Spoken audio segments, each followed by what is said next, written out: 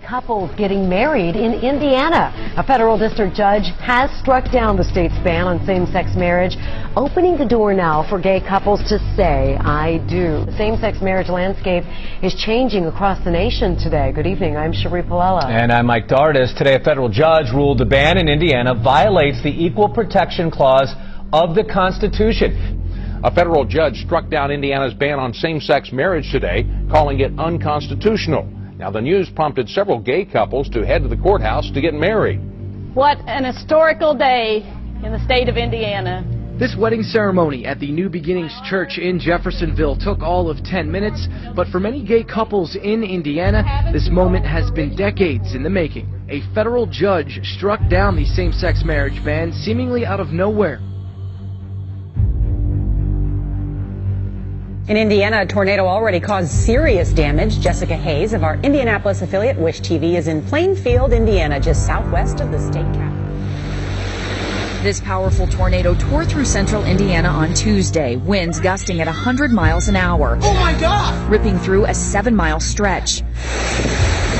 The heavy downpour that followed led to flash flood warnings, up to 4 inches of rain pounding the area. From above, it was hard to miss the destruction the tornado left behind. Scared to death. I didn't know what was going on. Witnesses say the twister tossed around this RV, lifting it up and slamming it into this home. The storm ripped roofs off houses, toppled trees, and crushed cars. And even sparked this electrical fire. More than 1,700 people were left without power. Well, activists are hailing separate court rulings clearing the way for gay marriage in western and Midwest states. First, a federal 3-judge panel determined gay couples have the right to marry, impacting laws in Utah, Colorado, Kansas, Oklahoma, Wyoming, and New Mexico. Now to the rivers still rising across the Midwest, hard hit by some of the worst flooding in years. More rain is on the way, and ABC's Alex Perez has the very latest, and he joins us this morning from St. Paul, Minnesota. Good morning, Alex. Good morning, Robin. The fast-moving waters have been rising all week, and you can see just how high they are. Take a look at that lamppost there. It's almost completely underwater. In some areas, you can't tell where the sidewalk ends and the river begins. This morning, heavy rains and raging floodwaters creating problems from the plains to the East Coast. In Fort Worth, Texas, relentless rains are stranding drivers in waist-high waters. A swollen creek swallowing this amusement park in Arlington, just miles away. In Pennsylvania, flash floods closing roads, homeowners evacuating their homes voluntarily. A historic vote in Detroit tonight, and it just happened. The Presbyterian Church says yes to allowing ministers to perform same-sex marriages. Yeah, it's the largest Christian group in the country to do so. For so many, this day a long time coming. We have been dealing with the issue for almost 30 years. So it's time. It's time.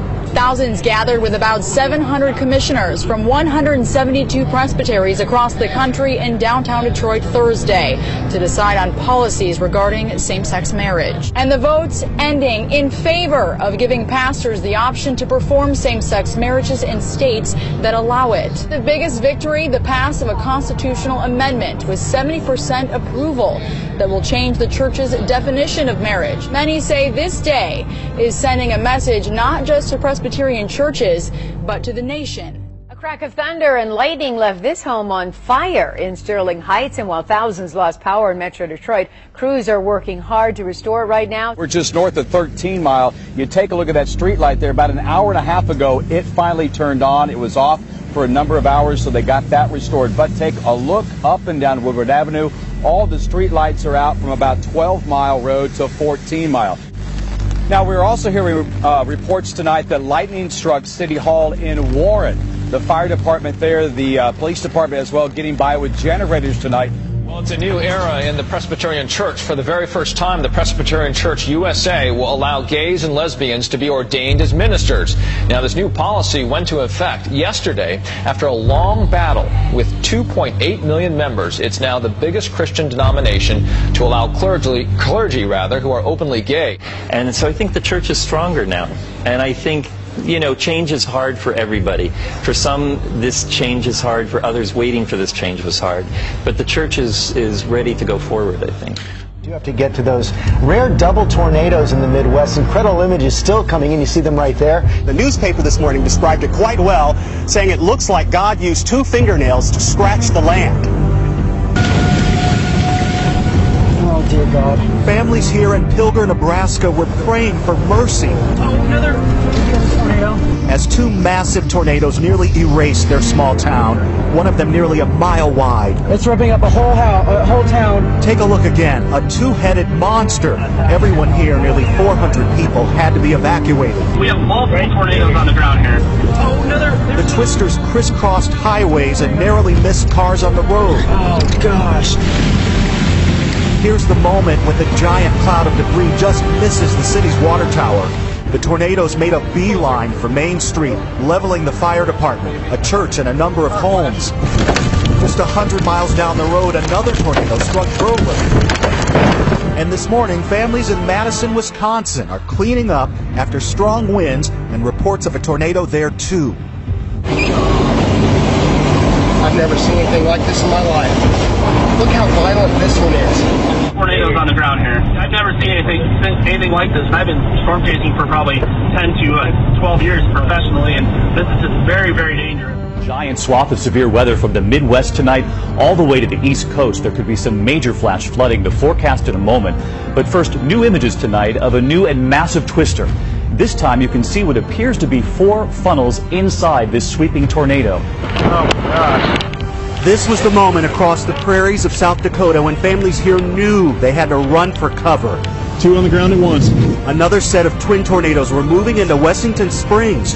When it hit 15 miles east, you could see 4 smaller whirlwinds circling inside one of the tornadoes. These were pictures families took with their cell phones. Early reports show the winds reached 127 miles an hour. At the Kaufman farm, they lost everything. Severe weather stretched east, the lightning setting homes on fire in Minnesota. The high winds bringing down trees over homes in Ohio and the nation's capital. Minneapolis already dealing with record rainfall. President Obama is rallying supporters of gay rights. He spoke at a fundraiser in New York City last night for political donors who are gay, lesbian, bisexual, or transgender. The president says that progress has been made in advancing equality, but he believes more needs to be done overseas. So we can't stop. We've got to keep fighting. We've got to keep fighting for the human rights of people around the world. The president is promising to sign an executive order ending workplace discrimination by federal contractors based on sexual orientation. That would affect 14 million employees. A big day at the Washington National Cathedral. Meantime, for the first time, an openly transgender priest delivered a sermon at the cathedral. Diane Cho was there. For the first time in the history of the National Cathedral, an openly transgender priest preached from the pulpit as a part of the cathedral's celebration of equality during the LGBT community's Pride Month. The first openly gay bishop in the Anglican Church also presided at today's service. The cathedral's voice is being heard in a new and powerful way. The dean of the cathedral says it's a symbolic day for the cathedral to have both of them here celebrating the Eucharist, sending a strong message to the LGBT community that the church supports them in their efforts for equality. Those we talked to who attended today's service from different religious backgrounds told us they hope today's sermon will inspire change. Thousands of people joined Tel Aviv's Gay Pride Parade on Friday, waving rainbow-coloured flags and dancing on animated floats.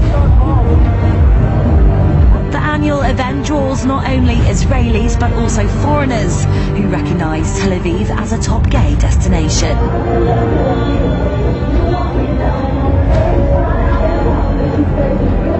Revelers, some in drag, danced on trucks and marched through Tel Aviv's main streets in the Pride March that culminated on the beach.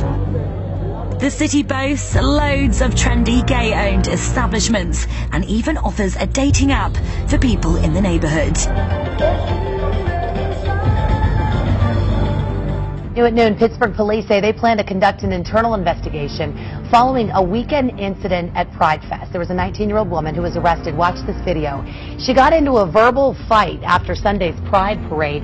A viewer shared this video on Facebook.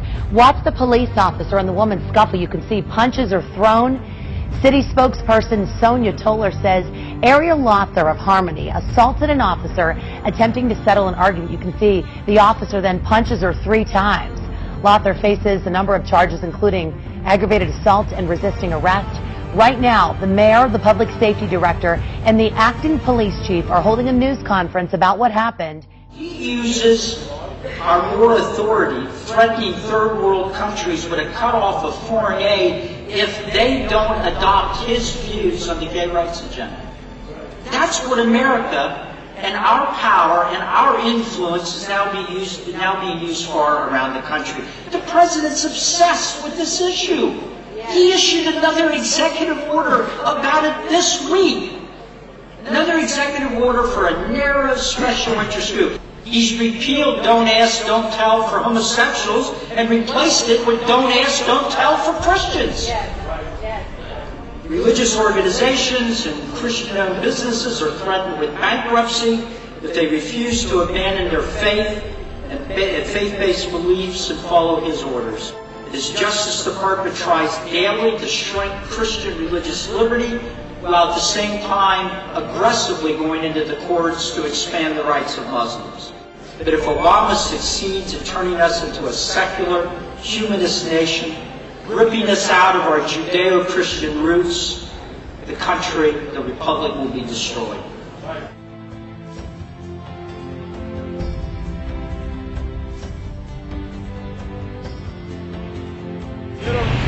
In Iraq, thousands of Christians have been fleeing their homes and heading towards the Kurdistan region for refuge. They arrived in cars and on foot at the capital Erbil after Sunni insurgents attacked several Christian villages. There was anger at what's being seen as a lack of Iraqi forces on the ground.